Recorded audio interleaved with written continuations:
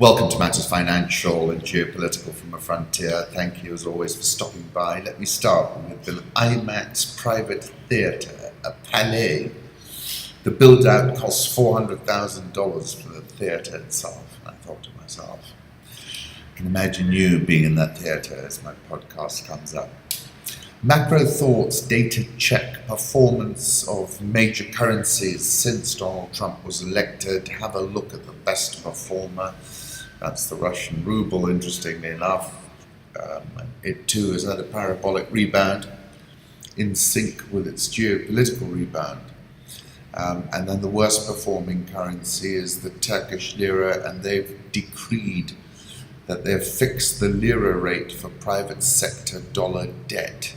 And that's another curious development. And I think the worry is that, just as what we have seen in the political sphere, Erdogan tightening down, we're going to see the same thing in the currency markets, and that would not be a positive development. Bitcoin exchanges in China to impose trading fee to curb wild swings. Take a look at the chart. I'm still confident that by year end, Bitcoin will have considerably outperformed gold. So I'm not getting scared out of position right now. Home thoughts, Fireflies. Read two books recently by Shiva Naipaul from the Thaiga Library, which has been a tremendous find. Fireflies was one of them, and really is as good a book as Mr. Biswas. And the interesting thing is it was obviously set in the same place in many respects, and a memory. And obviously A House for Mr. Biswas became incredibly famous. I had not read this book by Shiva Naipaul, but it really is very good, a little bit dark, a little bit sad. Everything is very bittersweet. But characters with tremendous determination to get out of where they were, like the two brothers and writers Naipaul. It's a mixture of randomness and predestination, as well as its tantalizing, slightly alarming circular musicality. Fireflies is every bit as great a novel as A House for Mr. Biswas. And I've just finished it, and this chimed with what I was thinking, and I've not returned to Biswas for several years. Why at this moment it seems to me that Fireflies, a first novel published when the author is 25 years old, is a greater achievement than A House for Mr. Biswas. Of course, he had to imagine his brother had not written A House for Mr. Biswas. You don't just find your calling, you have to fight for it, says TED Talks. Going back to Paul Virilio, the message is not exactly the medium, but above all, the ultimate speed of its propagation. Coeval emergence of mass media, an industrial army where the capability to war without war manifests, a parallel information market of propaganda, illusion, dissimulation, 2002. Finally, W.H. Auden, intellectual disgrace stares from every human face, and the seas of pity lie locked and frozen in each eye. Political reflections: the United States will take steps to foil Chinese efforts to take over the South China Sea. This is the White House.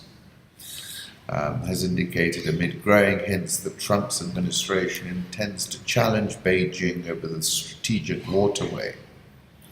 Speaking at a press briefing on Monday, White House Press Secretary, who obviously had a trial by fire, Sean Spicer, vowed the US would make sure that we protect our interests in the resource-rich trade route through which some $4.5 trillion in trade passes each year.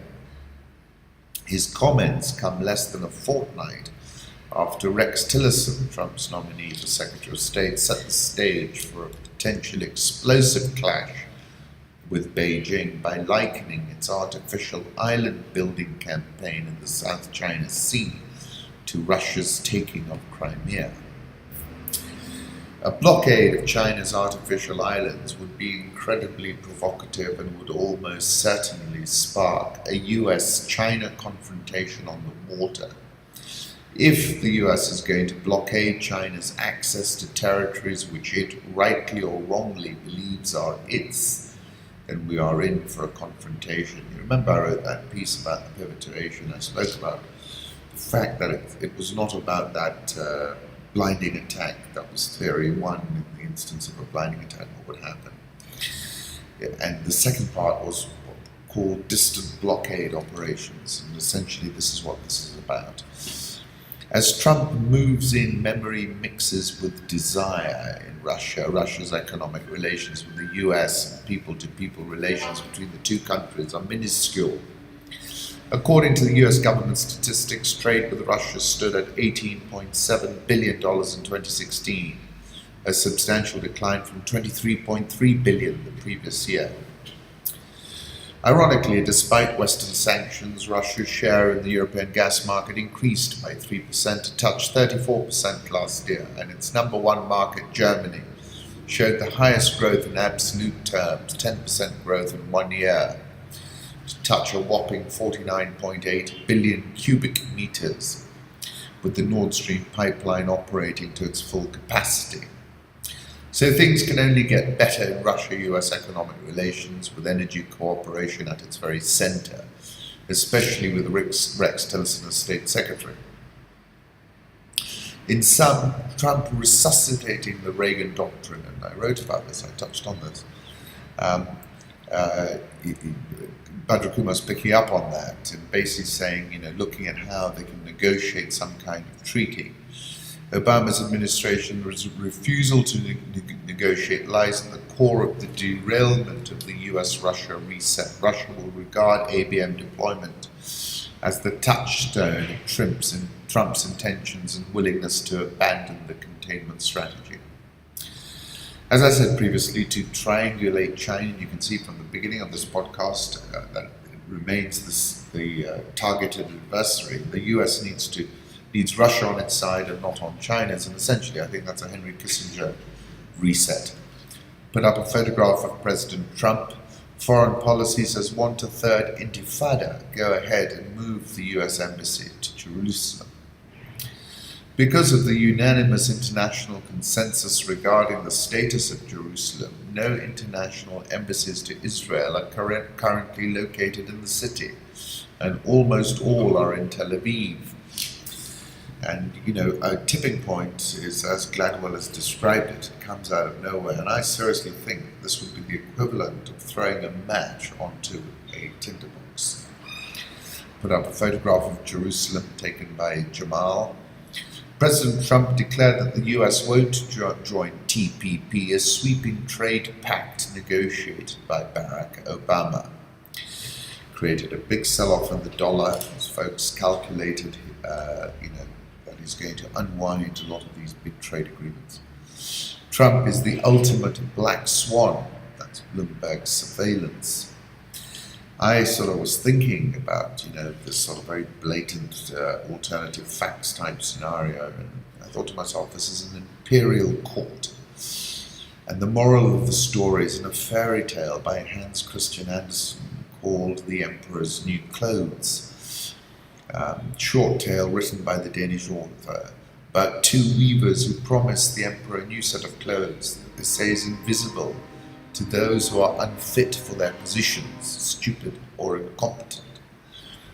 When the emperor parades before his subjects in his new clothes, no one dares to say that they don't see any suit of clothes on him, for fear that they will be seen as unfit for their positions, stupid or incompetent. Finally, a child cries out, but he isn't wearing anything at all. Trump was actually upset with Spice on Saturday, not because he went too far, but because he didn't go far enough. And I think this also points to a character trait which is called vainglorious. It's from Old French vainglorious, from Latin vanus, empty, excessive vanity or unwarranted pride. And the New Yorker picked up on this. Trump's vainglorious affront to to the CIA. It was like going to the tomb of the unknown soldier, not mentioning those who died in the Second World War. Then they say, is Donald Trump an intellectual? Trust me, I'm a smart persona. Did everybody like the speech Trump asked? I've been given good reviews, but we had a massive field of people. You saw them packed. I get up this morning, I turn on one of the networks, and they show an empty field. I say, hey, wait a minute. I made a speech. I looked out. The field it looked like 1.5 million people. Crowd scientists who spoke at the Times estimated that about 160,000 people attended, compared with the record-setting 1.8 million who were estimated to have been at President Obama's first inauguration. Trump was defiant. We caught them, and we caught them in a beauty, he told the CIA crowd, and I think they're going to pay a high price. John Brennan, who retired on Friday, called it a despicable display of self-aggrandizement in front of CIA's memorial wall of agency heroes. What self-centered, irrational decision process got him to this travesty? This is scary stuff. He used the scene as a prop for another complaint about the media and another bit of braggadocio about his crowds and his support. That the specific prop was the CIA's memorial wall, that Trump made no mention of those whom that wall memorializes, made his performance doubly offensive. At 7:35 a.m. on Sunday, Trump responded on Twitter to the negative reactions to his comments, had a great meeting at CIA headquarters yesterday, packed house, paid great respect to all, long-standing ovations, amazing people, It's hard to see how America's new leader will recoup from a performance so shallow, irreverent, and vainglorious.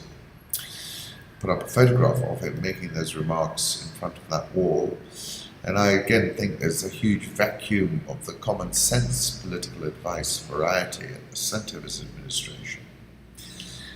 Here comes President Trump going back to this alternative news theory. Beppe Grillo, the co-founder of the Five Star Movement, said this is the deflagration of an epoch, the apocalypse of the information system, of the TVs, of the big newspapers, of the intellectuals, of the journalists.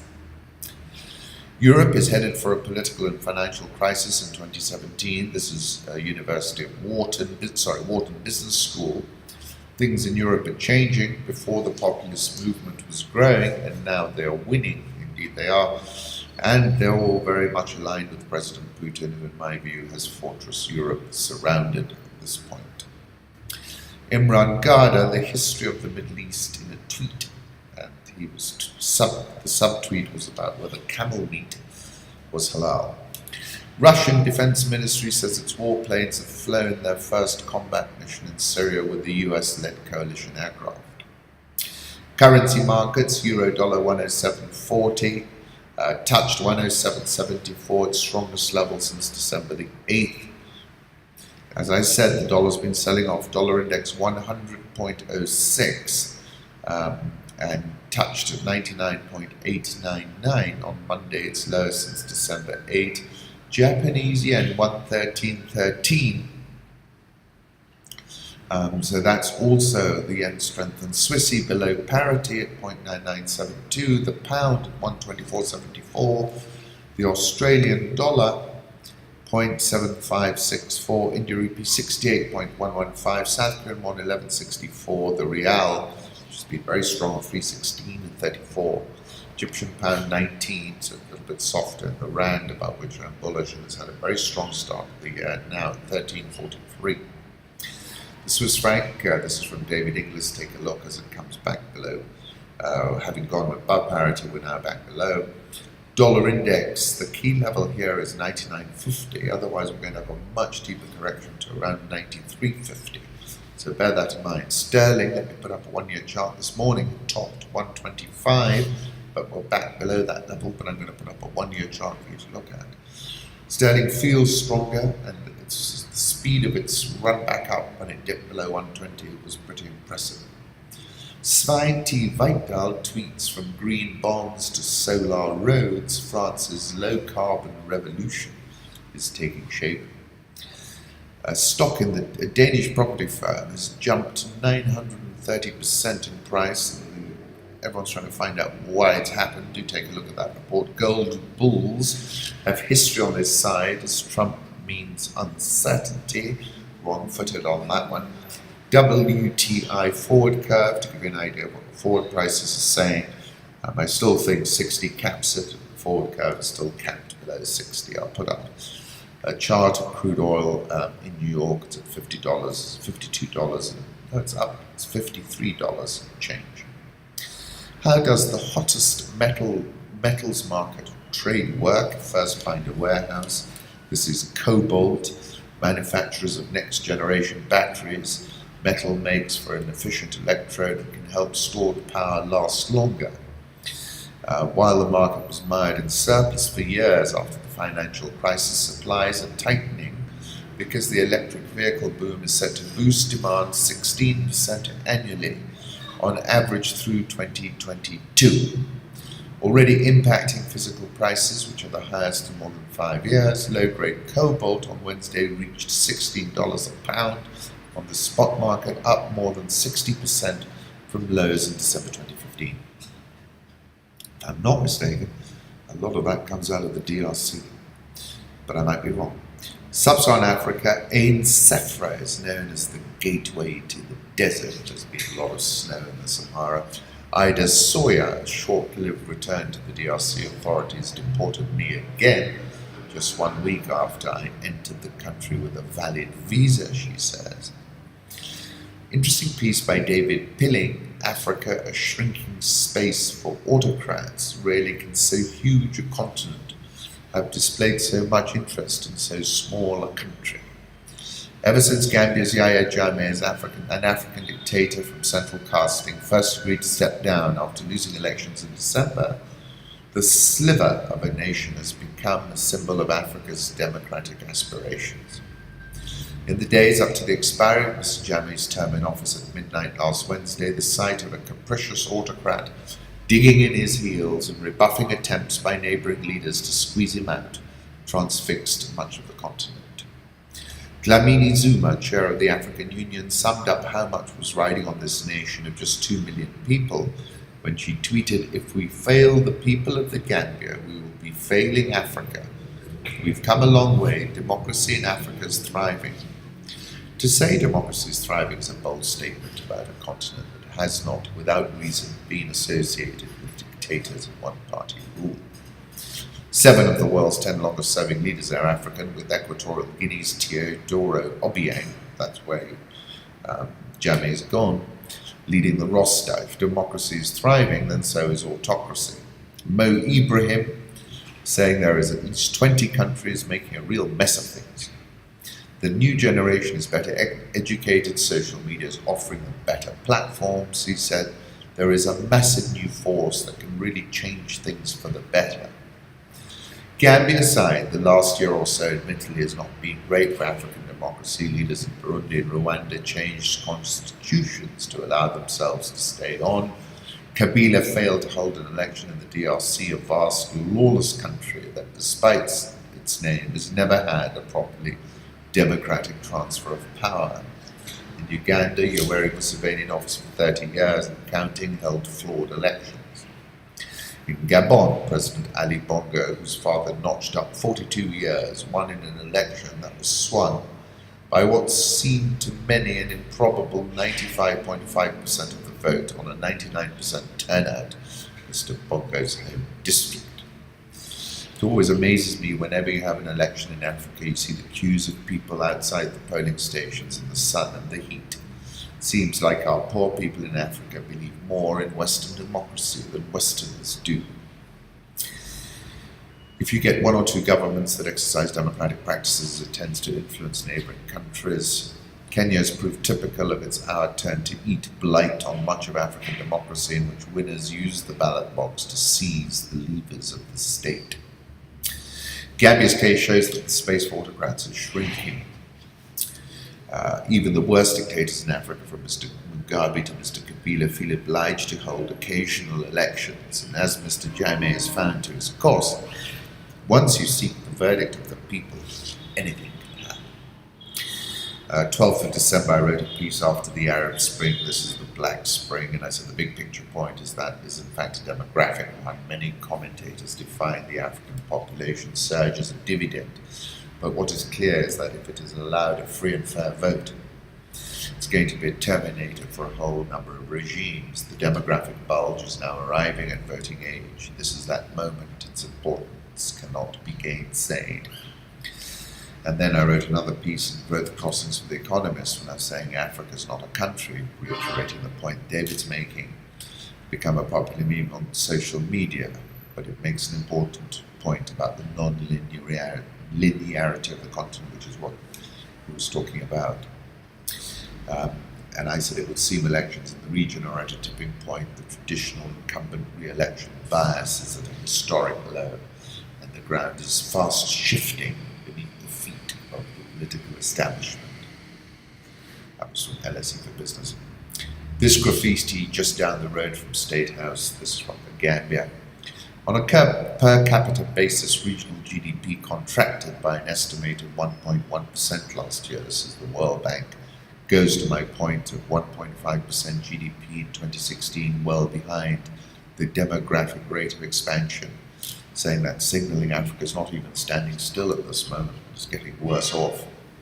South African all shares had a great start to the year. It's up 4.71% this year. Dollar Rand, as I said, about which I'm bullish, I'm expecting to strengthen further, but we've already had a bit of strengthening play out this year. Egyptian pound softening at around the 19 level. Guinness Nigeria plans to seek shareholder approval to raise 40 billion naira via rights issue to boost its balance sheet.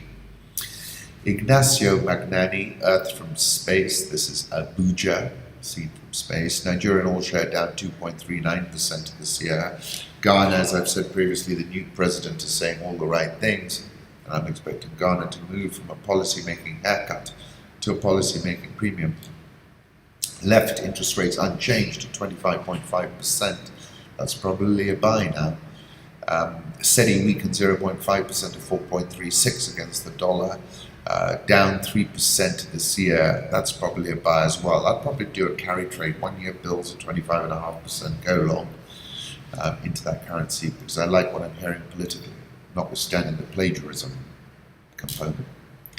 Ghana Stock Exchange Composite Index is up 4.25% this year. Now is the time to bet on Africa's supermarkets, says Quartz. Overall, McKinsey projects household consumption will grow at an average rate of 3.8% from 2016 to 2025 to reach some 2.1 trillion. A lot of that growth will be driven by the continuing urbanization of the continent. The UN estimates African cities will add an additional 24 million people every year between 2015 and 2045. Talking about ShopRite and Naipaul. Overall, African household consumption expected to grow about 45% from 2015 to 2025.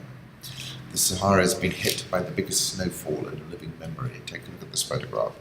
Private sector credit growth touched a low of 4.6% for the year ending October 2016, from 19.5% recorded over a similar period in 2015. This is Kenya. My piece over the weekend was about base titanium. Do take a look.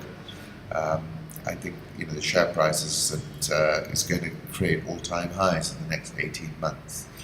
Post a photograph of Tim Carstens with Katrina Manson from a while back. And the strength of Tim, and I've seen it up close and personal, is that he knows how to navigate multiple, complex, even asymmetric environments simultaneously. Kenya, raising funds in the UK, a commodity boom bust. Not easy by a long stretch of the imagination. MasterCard regional platform to boost smallholder farmers. This product is one of the local technology solutions developed at the MasterCard lab for financial inclusion based in Nairobi. That's interesting. Shilling is around 103.90, but I think it's supported around these levels. Nairobi all share down 6.96% this year, just off its multi-year low. NSE 20 fresh 2008 low, down 8.82% this year. Brutal start. Look at this NSE 20 index from Kenya Wall Street. Jamie Bora is suing Ernst & Young for giving misleading information on Uchumi. Housing Finance Group alleged fraud. Have a look at the link from Kenyan Wall Street again to get the full story. That share price is down 16.071% year to date. Once again, thank you kindly